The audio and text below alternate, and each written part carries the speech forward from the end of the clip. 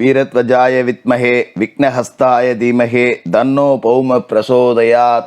நேயர்கள் எல்லாருக்கும் வணக்கம். இந்த வீடியோவில் பூமிகாரகன் பூமாதேவியோட புதல்வன் நவ கிரகங்களில் முக்கியமான கிரகமாக இருக்கக்கூடிய செவ்வாய் பகவானோட வக்ர நிவர்த்தி பலன்கள் அப்படிங்கிறது தான் நம்ம பார்க்க போகிறோம். அதாவது செவ்வாய் அப்படிங்கிறவர் ரொம்ப முக்கியமான ஒரு கிரகம். சுவர் இருந்தால் தான் சித்திரம் அப்படின்னு சொல்லுவாங்க இல்லையா. செவ்வாய் தான் உடல் ஆரோக்கியத்துக்கே அதிபதி. ஒரு நல்ல தேக ஆரோக்கியம் வேணும் அப்படின்னா செவ்வாய் பலமாக இருக்கணும். அப்படிப்பட்ட செவ்வாய் டிசம்பர் மாதம் 7ஆம் தேதி 2024 கடகராசியில் நீச நிலையில் இருந்து வக்கரமாயிட்டார். அதன் பிறகு பின்னோக்கி பயணமாகி மிதுன ராசிக்கு போனார். இப்போ பிப்ரவரி மாதம் 21ஆம் தேதி, அதாவது மாசிக்கு குரோதி வருடம் மாசி மாதம் 9ஆம் தேதி செவ்வாய் மிதுன ராசியில் வக்ர நிவர்த்தி அப்படிங்கிறத அடைகிறாரு. இப்போ செவ்வாயோட வக்ர நிவர்த்தி காலகட்டம் அப்படிங்கிறது ரொம்ப முக்கியமானது. ஏன்னா செவ்வாய் அங்காரகன், செவ்வாய் சகோதரகாரகன், செவ்வாய் காமாதிபதி. இவ்வளவு அம்சங்களை கொண்ட ஒரு அற்புதமான முக்கியமான கிரகம். பூமாதேவியோட புதல்வன் செவ்வாயோட அந்த நிலை அப்படிங்கிறது வலுவாக இருந்தால் தான் ஒருத்தருக்கு மன நிலம் சொந்த வீடு இது எல்லாமே அமையும். உடல் ஆரோக்கியமும் வலுவாக இருக்கும். செவ்வாய் கோபத்துக்கு வீரத்துக்கு எல்லாத்துக்குமே அவர் தான் அதிபதி. அப்படிப்பட்ட செவ்வாய் இந்த வக்ர நிவர்த்தி அப்படிங்கிறத அடைகிறார் இல்லையா, பலமடைகிறார் அப்படின்னு அர்த்தம். இந்த செவ்வாய் பலமடைகிறதால உங்களோட ராசிக்கு என்னென்ன பலன்கள் அப்படிங்கிறத கொடுக்க போகிறார் அப்படிங்கிறத பார்த்துருவோம். எல்லாருக்கும் செவ்வாயோட பரிபூரண அருள் கிடைக்க முருகப்பெருமான வேண்டி வீடியோக்குள்ளே போவோம். கும்பராசி நேயர்களே, செவ்வாய் வக்ர நிவர்த்தி 2025 எப்போ நடக்குது? மாசி 9ஆம் தேதி பிப்ரவரிக்கு 11. அதாவது இந்த செவ்வாய் வக்ர நிவர்த்தி எதுக்காக நாம் ரொம்ப முக்கியமாக பார்க்குறோம் அப்படின்னா, மற்ற ராசிக்காரர்களை விட கும்பராசிக்காரர்களுக்கு இது ரொம்ப ரொம்ப ரொம்ப முக்கியமான ஒரு அமைப்பு. என்ன காரணம் அப்படின்னு பார்த்தீங்கன்னா, நீங்கள் ஜென்மசனியோட ஆதிக்கம் அப்படிங்கிறதுல இருக்கீங்க. ஜென்மசனி இன்னும் கொஞ்ச நாளில் உங்களை விட்டு விலகி பாத சனியாக போக போகிறாரு. இருக்கையிலேயே ஒரு மோசமான காலகட்டம் அப்படின்னு நம்ம ஜென்மசனியை சொல்லலாம். இந்த ஜென்மசனி காலகட்டத்தில் செவ்வாய் பலமாக இருக்கணும். ஆனால் இப்போ டிசம்பர் மாதம் 2024 அவர் பலமாக இல்லை. ஏன் அப்படின்னு பார்த்தீங்கன்னா, செவ்வாய் உங்களோட ராசியை பொறுத்த வரைக்கும் 3வது வீட்டுக்கு அதிபதி. அதாவது 3வது வீடு அப்படிங்கிறது தான் தைரிய வீரிய ஸ்தானம் அப்படிங்கிறது. தைரிய வீரிய ஸ்தானத்துக்கு அதிபதியான செவ்வாய் பலமாக இருந்தால் தான் ஜென்மசனி காலகட்டத்தில் நமக்கு எப்பேற்பட்ட பிரச்சனைகள் வந்தாலும் சரி விடு பரவாயில்ல பார்த்துக்குவோம் அப்படிங்கிற தைரியம் உங்ககிட்ட இருக்கும். அது சாதாரணமாகவே இந்த சனி ஆதிக்கத்தில் பிறந்த கும்பராசிக்காரர்களுக்கு இருக்கும். உள்ளுக்குள்ளே பயம் இருந்தாலும் வெளியே காமிச்சிக்க மாட்டாங்க. ஏய் பார்த்துருவோண்டா தீத்துருவோண்டா அப்படிம்பாங்க. கொஞ்சம் பில்டிங் ஸ்ட்ராங்கு பேஸ் மட்டும் வீக்கு அப்படிங்கிற மாதிரியே. ஆனால் இப்போ செவ்வாய் பலம் இழந்து போனதால் கடந்த டிசம்பர்லேருந்தே ஒரு விதமான நெருக்கடி இருக்கும். திடீர்னு என்ன பண்ணுறது ஏது பண்ணுறது, இந்த வேலை அப்படி கிடக்கு இந்த வேலை இப்படி கிடக்கு, இது இன்னும் முடிக்கலை, கடன் இருக்குது அடைக்கலை, உடம்பு ஒன்றும் சுத்தப்பட்டு வர மாட்டேங்குது.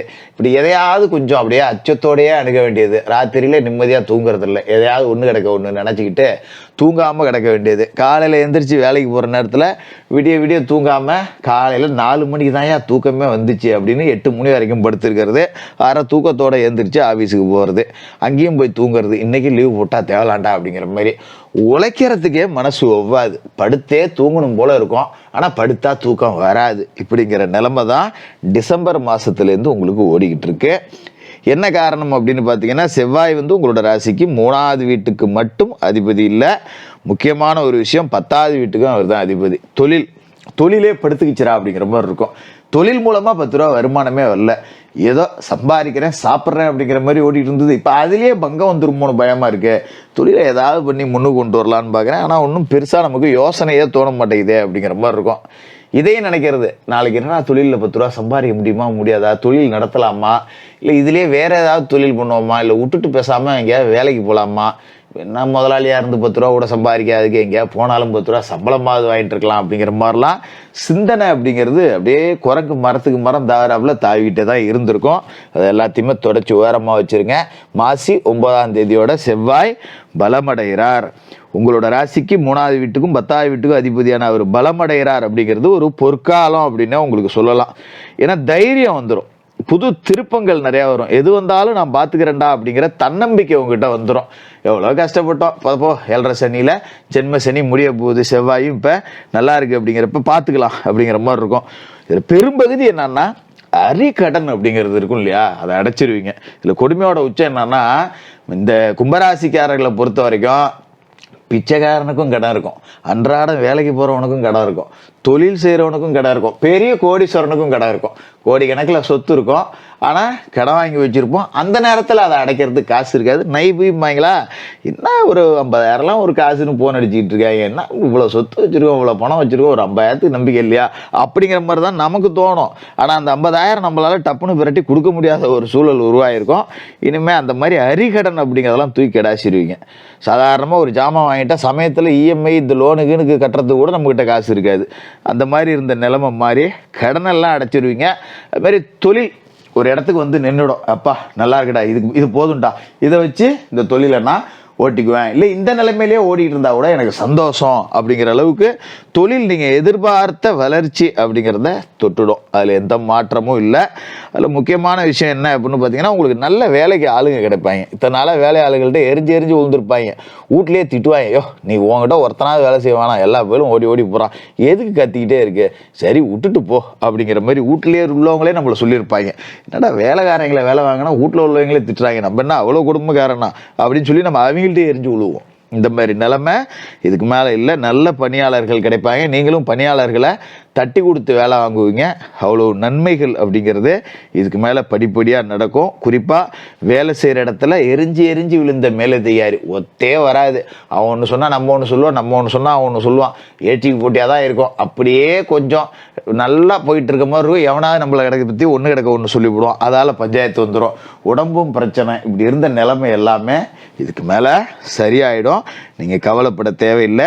செவ்வாயோட பார்வை அப்படிங்கிறது பார்த்தீங்கன்னா உங்களோட ராசிக்கு அஷ்டமஸ்தானமான கன்னி ராசியில் விழுவுது. இந்த ராத்திரியில் படுத்தா தூங்காத நிலைமை கிடந்தது பார்த்தீங்களா, இதுக்கு மேலே சரி போடா எது வந்தாலும் பார்த்துக்கலாம், எதாக இருந்தாலும் பேசிவோம் போ அப்படின்ட்டு இழுத்து போத்திட்டு நிம்மதியாக தூங்கலாம், காலையில் எழுந்திரிச்சு புலப்பு பார்த்துக்கலாம்டா அப்படிங்கிற மாதிரி. லாப வீட்டில் செவ்வாயோட பார்வை அப்படிங்கிறது விழுவுது. தனுசு ராசியில் காசு பணம் வர வேண்டியது வராமல் கிடந்தது, கொடுத்துட்டு வசூல் பண்ண முடியாமல் கிடந்த பணம், வராக்கடன், இது எல்லாமே வசூலாகிடும். பரவாயில்ல, இந்த காசை வச்சுக்கிட்டு நம்ம கடனை உடனே அடைக்கலாம், நம்ம வீட்டு காசை ஊரில் விட்டு வச்சுட்டு நம்ம கடன்காரனுக்கு பதில் சொல்லிட்டு கிடந்தது எதுக்கு, இதை தூக்கி கிடாசு அப்படிங்கிற மாதிரி கடனை உடனே அடைச்சிருவீங்க. அது மாதிரி மகர ராசிக்கு 12வது வீட்லேயும் செவ்வாயோட பார்வை அப்படிங்கிறது விழுவுது. இதுக்கு மேலே சுப விரயங்கள் அப்படிங்கிறது நடக்கும். வர்ற காசை வச்சுக்கிட்டு ஒரு கோயிலுக்கு திருவிழா பண்ணலாம், இல்லை ஒரு வண்டி வாகனம் வாங்கலாம், பிள்ளைகளுக்கு கல்யாணம் பண்ணலாம், ஏதாவது சடங்குகள் செய்ய வேண்டியிருந்தால் செய்யலாம், ஆன்மீக யாத்திரைகள் போகலாம், புனித பயணங்கள் செய்யலாம், குலதெய்வ கோயிலுக்கு நேர்த்திக்கடன் எதாவது இருந்தால் செய்யலாம், ஒரு பொங்க வைக்கிறேன், கெடா வெட்டுறேன், காது குத்துறேன், இந்த மாதிரி என்ன நேர்த்திக்கடன் இருந்தாலும் செய்யலாம். இதுக்கு மேலே வர்ற காலகட்டம் அப்படிங்கிறது நல்லாயிருக்கும். இந்த செவ்வாய் வக்கிர நிவர்த்தி காலகட்டம் ரொம்ப ரொம்ப சிறப்பாக இருக்க போகுது. அதோட மார்ச் 29 ஜென்மசனியும் கழிய போகுது. அப்படிங்கிறப்ப ஒரு ஒளிமயமான எதிர்காலம் அப்படிங்கிறது தொடங்கிருச்சு. நல்ல நேரம் வந்துருச்சு. கும்பராசிக்காரர்களுக்கு வாழ்த்துக்கள்.